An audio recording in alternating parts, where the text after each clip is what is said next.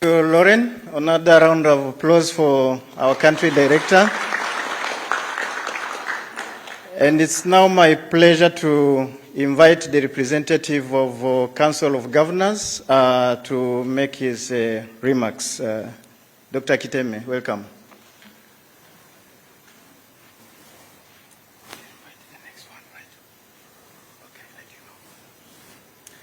Thank you very much, Emmanuel, to our chief guest, Honorable Musalia Mudavadi, the Chief Cabinet Secretary, our CS for Education, the country representative for WAP, Lauren, colleagues in government.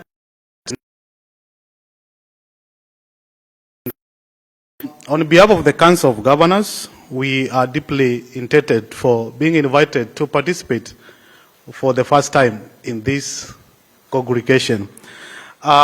In terms of what we have been able to do with the WAP for the last 10 years, with the support to the county governments and also to the Council of Governors in terms of capacity, in terms of understanding the issues to do with risk management, the issues to do with the management of relief, and also the capacity building which has gone to the county government.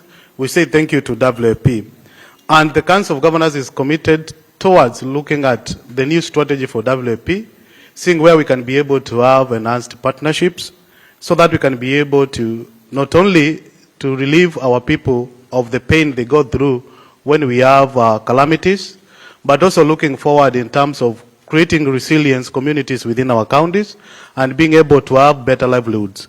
So I wish us well in this conference as we continue to partner. Thank you very much. Thank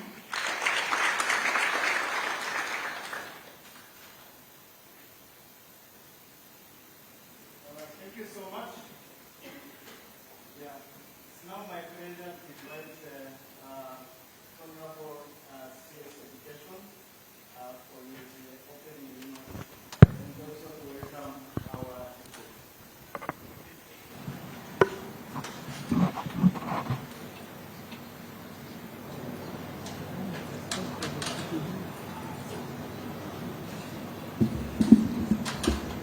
Your Excellency, the Prime Cabinet Secretary, Honorable Musalia Mudavadi, the County Director of World Food Program, and all the participants here this morning. Good morning.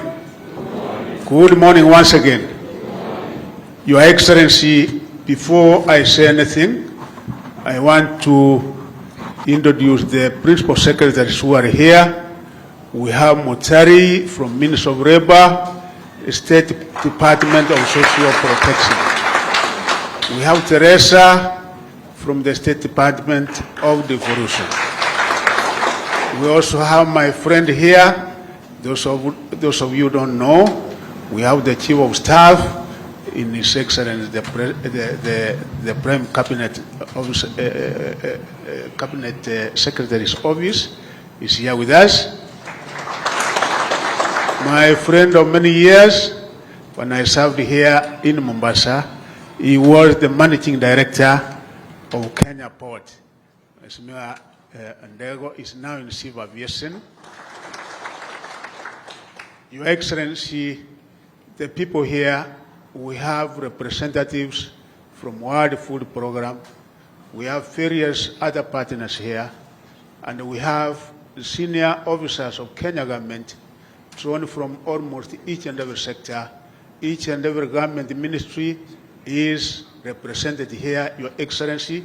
And since yesterday, we have had a discussion on various other issues. Of course, of priority and of great importance to any government is that first and foremost, we must provide food. We are here, the men and the women gathered here, if you look at each and every corner, because they have had something very good since yesterday, they have had something very good since this morning.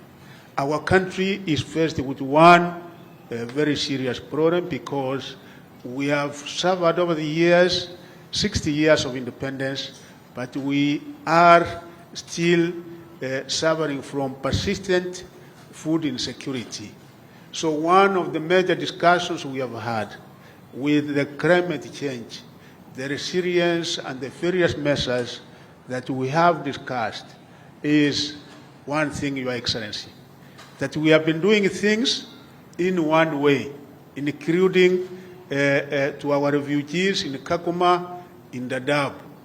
Is it really the way to go in this 21st century, or we require a paradigm shift? Do we require some kind of earthquake? And the people here were saying, I think we require to do something, not the way it has been done before, but in a different way for sustainable development and to ensure that we are food secure as a country. We said yes, we have been giving food relief to our communities, particularly in Asa areas. Even once after a while, like what we faced in this country from last year, it extended to quite a number of people because almost 7 million of our Kenyan brothers and sisters were affected by the very severe famine that we had. So, Your Excellency, we said, changing lives will save lives. But how do you change lives? And they were saying when we saw the curve, for those who did economics, you know, to me it was a curve, but because we are next to Indian Ocean, they decided to use some other terminology. I was asking a wave to flatten the wave, because the curve was moving. Sometimes we are improving, sometimes we are actually really going down. How do we make the wave, in economics, the curve, to be, how do we flatten it? Certain efforts and tangible action has to be taken in order for us as a country to be able to flatten the curve, the wave. Of course, remembering what we always see in the Indian Ocean. And from each and every department, Your Excellency, we said, Kenyans, we are very good in talking.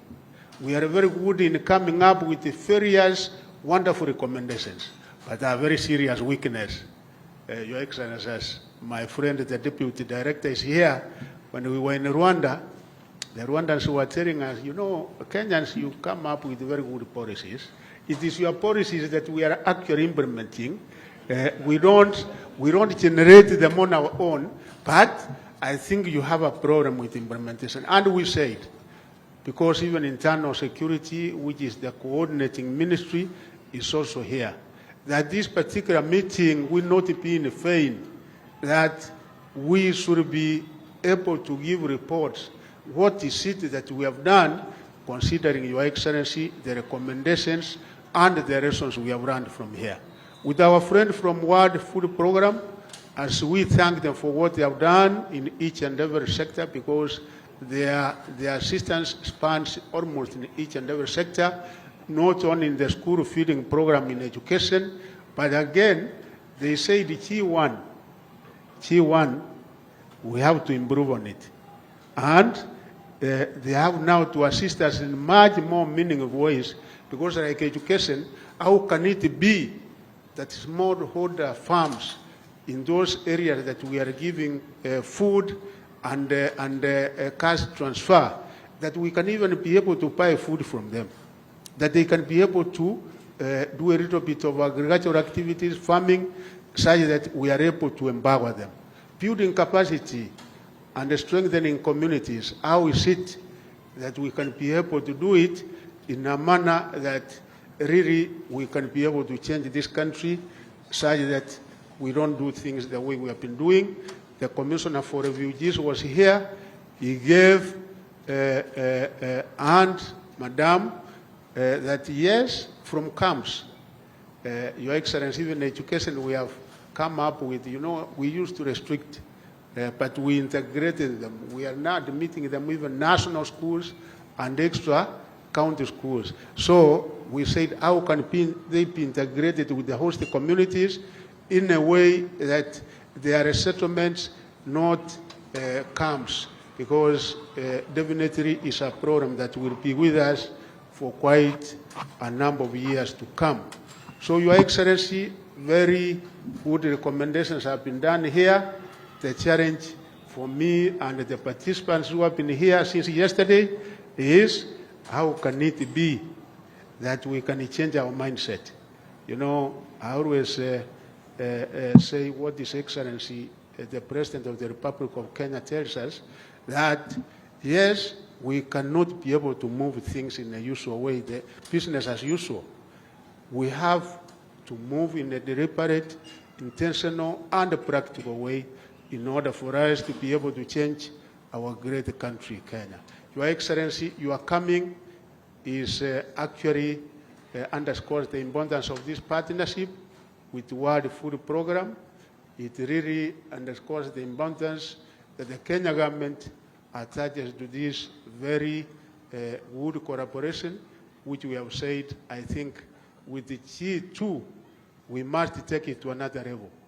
We were discussing with the Madam and saying now the sustainable ways of empowering our communities is now and now, not another time. With those many remarks, kindly be upstanding as we welcome His Excellency, the Prime Cabinet Secretary, to come and make his remarks and to be able to address us. Please, Your Excellency, welcome.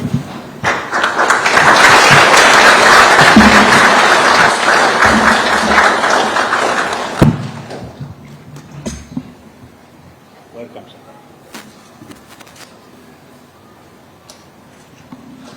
Okay, please be seated.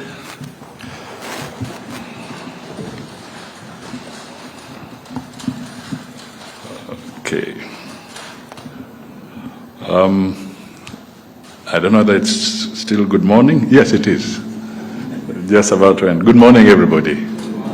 Okay. I'll go straight into the speech. And I was very careful. I insisted it must be written because I don't want to make a mistake here. Okay. My colleague, the CS Minister of Education, Honorable Machogu, Madame Lorraine Landis, the head of the WFP, country director, the two PSs present today, all public officials, invited guests, ladies and gentlemen. I am honored to join you in this workshop on the launch of Government of Kenya WFP priority identification under the UN WFP and Kenya Country Strategic Plan 2023-2024. May I congratulate the World Food Program, Kenya Country Director, Lorraine Landis, following the approval of Kenya's Country Strategy Plan 2023-2024 by your Executive Board. This commitment is indeed timely.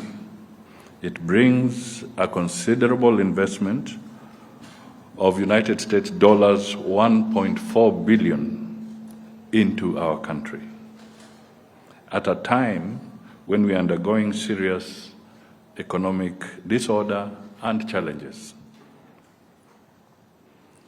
I also congratulate the team under the Cabinet Secretary for National Treasury, Professor Njuguna Ndungu, for their involvement on behalf of the Kenyan government. They were in Rome only last week to support this process in the true spirit of partnership.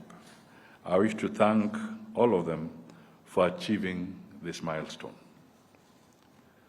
The importance the government of Kenya attaches to this partnership is demonstrated by representation from 18 state departments, 14 semi-autonomous government agencies, and the Council of Governors in this session. This is also a demonstration of Kenya government's commitment to work as one under the whole of government approach, spearheaded by my office, for us, sanctified and capacitified silo mentality in public service won't do. we must discard the silo mentality. We must work as one. Over the years, I have witnessed WFP's work in Kenya grow and mature with Kenya. The meeting today is a testament that WFP works closely with government at all levels, incorporating our thoughts, ideas, and preferences from county to national level. I see the working relationship with WFP as an excellent example of how open government, another approach we are impacting in public service, should work. Open government requires consultation and participation in decision-making by the private sector players and the public at large in decision-making. Always remember to interplay the two, whole of government and open government. The private sector and the public are not enemies. They are partners. And I repeat, the private sector and the public are not enemies. They are partners. We should not behave as if one is the opposition and the other is government. We are one. Indeed, the government of Kenya and WFP have so far demonstrated how this aspect of open government in co-creating can achieve the best possible outcomes for Kenya in the areas of food security and nutrition. Last year alone, WFP directly impacted the lives of 1.6 million Kenyans through its diverse programs. Refugees and drought-affected citizens, smallholder farmers, and people participating in resilience programs have all benefited from WFP's commitments to our country. The support came at a time when Kenya experienced the worst drought ever in 40 years. Meanwhile, what remains endearing is that the breadth and depth of this partnership enables us to leverage on this momentum as we copt more partners. Indeed, what is most attractive about the new Kenya Country Strategic Plan, CSP, is that is for 2023 to 2027, is that it is born out of thorough consultations and is deeply aligned with Kenya's priorities. The CSP addresses our immediate needs and root causes aimed at strengthening Kenya's food systems. Again, the CSP, which is aligned with WFP's Global Strategic Plan for 2022-2025 strategy, complements Kenya's government's fourth mid-term plan for 2023 to 2027, the government's bottom-up economic transformation agenda for the 2023-2027 planning cycle, and the United Nations Sustainable Development Cooperation Framework for 2022 to 2026 for Kenya. Needless to say, the fact that the plan's development process incorporated inclusivity, involving stakeholders at all levels, gives us the confidence to say this integrated plan will be integral in accelerating our drive for food security and better nutrition. My sentiments are not what you may term as the usual political polemics. I am speaking upon evidence that during the life of the just been retired county strategic plan of 2018 to 2022, the WFP mobilized close to $780 million to support its activities in Kenya. In the same period, WFP made a strategic shift from delivering to enabling, and good progress was made in most areas of engagement. It is therefore pleasant to know that going forward, the CSP period, the WFP seeks to mobilize an even more substantial amount, that is $1.4 billion US, to bolster its activities in our country. This financial commitment speaks volumes about WFP's dedication to Kenya and our people. One of the core resulting strengths of open government is the co-funding approach of our partnership with WFP. This approach, in which resources from partners are complemented by government funds, allows us to support identified priorities jointly, affirms our commitment to deepen our collaboration with development partners. We also encourage our partners to buy into WFP's strategic shift towards enabling capacities that would then be matched by longer-term commitments for more sustainable funding streams. I look forward to witnessing this synergy in action, complete with clearer tracking of government and donor funds to demonstrate our increasing support for these joint priorities. Indeed, our joint priority engagement has enabled WFP to make significant strides in helping us strengthen food systems and resilience. WFP are reaching 670,000 people in risk-prone areas, of which 370,000 receive cash transfers and about 50,000 benefits from integrated climate risk management insurance. This is in addition to delivery of an integrated and complementary resilient food system through supporting smallholder producers and other value chain actors. It is therefore not surprising that every US dollar invested in resilience in Kenya yields $2.8 US in benefits. By focusing on resilience, we are not just reacting to crises, we are preventing them, and in the process, fostering a more robust and resilient economy. I therefore urge the WFP not to take the eye off the ball. I'm a golfer. The moment you take the eye off the ball, you miss the ball. But instead, redouble its efforts, its focus on resilience building. A shift in this direction will have far-reaching positive impacts on the livelihoods of our people and the sustainability of our shared development goals.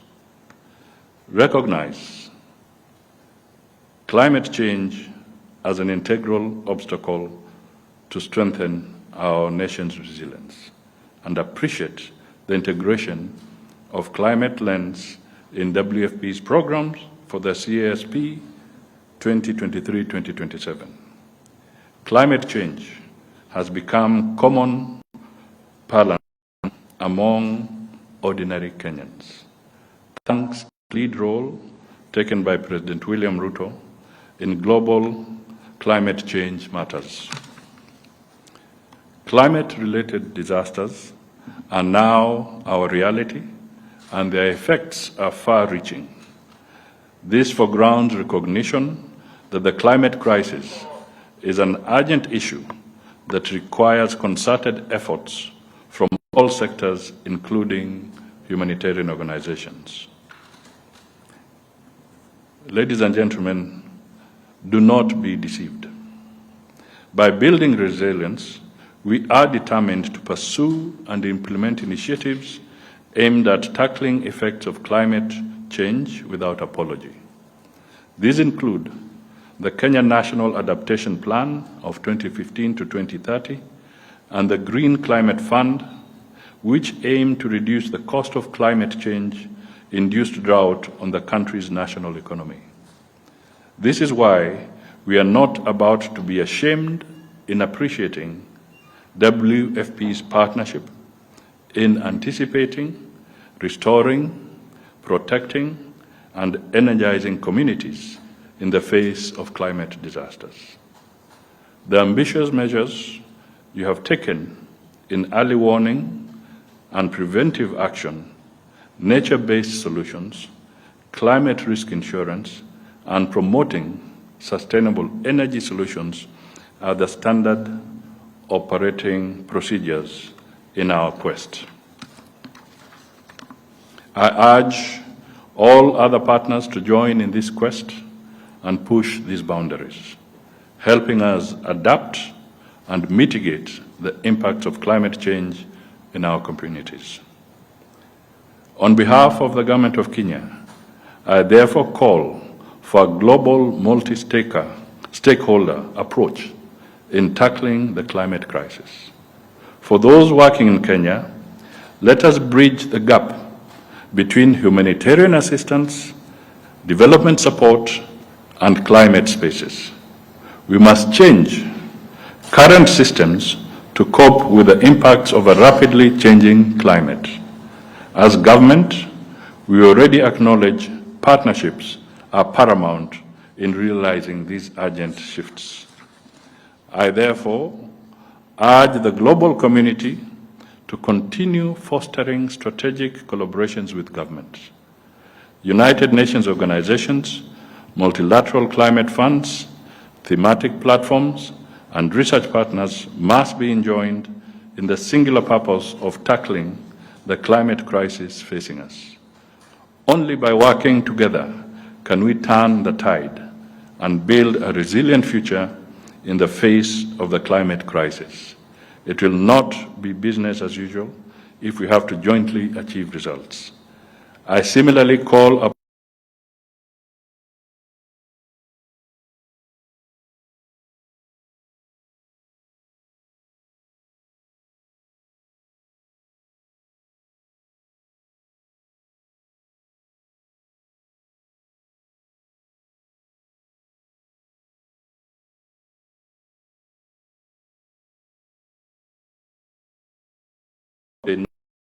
life, but thrive in the face of adversity.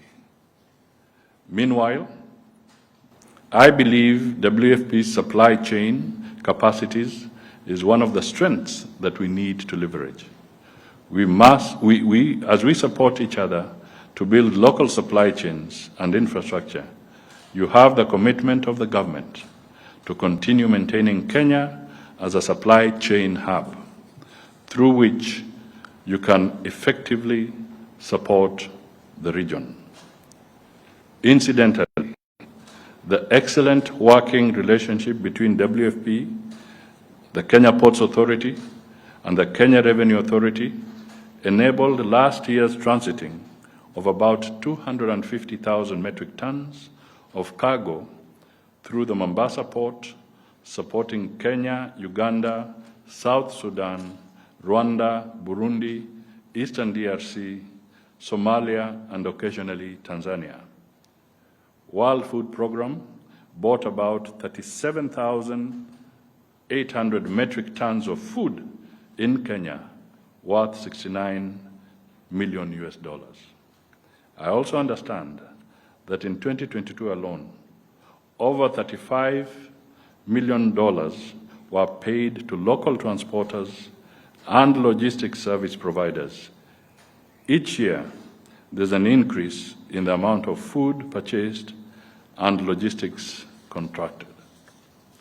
This means that the impact of the work of the WFP in Kenya is tremendously supportive to our economy in creating a force multiplier effect for transformative change. Before I conclude, I just want to draw the media, because we'll share this speech. Please look at the statistics. Go through those numbers very carefully and look at the statistics, because this is something we always miss to tell Kenyans. I'm a politician we get carried away in the simplicity and comedy of politicians, and we forget to capture the essence of a session like this. The impact on our economy is huge. The amount of throughput we are talking about in terms of 250,000 metric tons, and Madam Landis was telling us that because of the crisis in some of the countries, this is projected to grow to about 400,000 metric tons. Now, the multiplier effect to our economy is massive. These are the messages that I'd like to ask my partners in the fourth estate. Let us partner and start selling hope to the people of Kenya.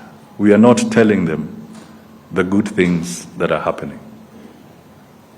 One of the other messages that I would want to bring out here is that capture the figure that WFP spent $69 million to purchase food locally.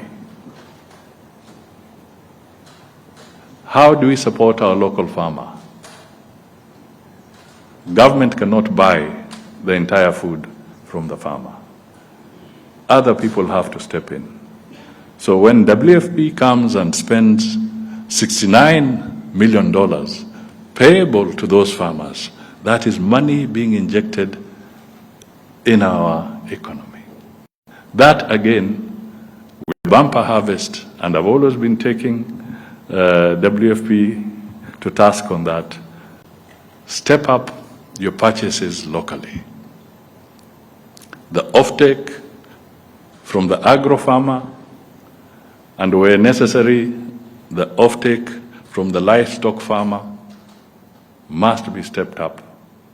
And that is how collectively we will start spinning the wheels of recovery. These are very strong issues that we should not take for granted. We should take them seriously. And these are the punchlines and messages that must get to our people, that partnerships of this nature are extremely important as we go forward. We have talked of a program that is being developed.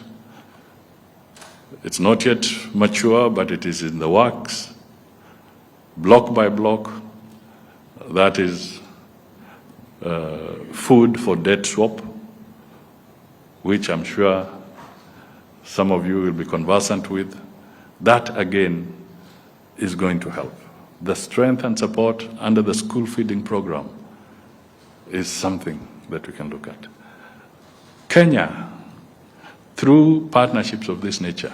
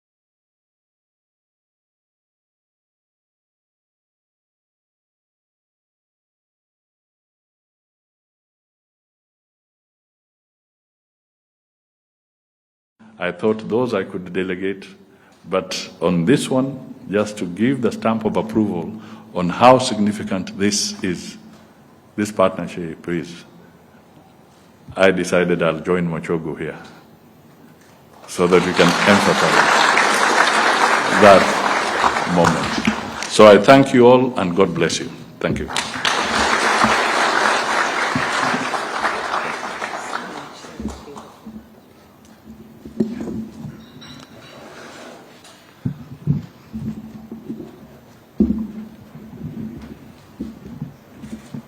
There's nothing more to be said after such a comprehensive, profound, and really, quite frankly, heartwarming rendition of our partnership. So I would just like to thank the Prime Secretary for being here and for really speaking to us.